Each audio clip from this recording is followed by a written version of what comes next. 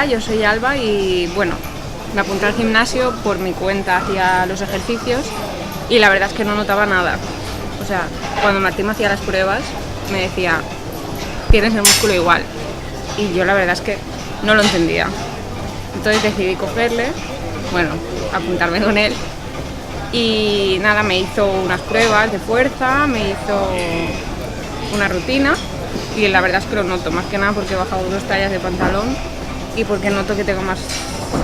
o sea, que puedo mover más las máquinas, me va cambiando los ejercicios y súper bien.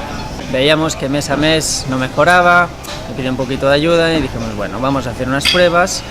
y desde ahí sabemos exactamente qué es lo que tenemos que hacer para que con el mínimo tiempo tú veas el mayor resultado. Entonces desde ahí, bueno, ahí está la prueba, llevamos desde abril ya trabajando y ella está muy contenta y poco a poco pues seguimos.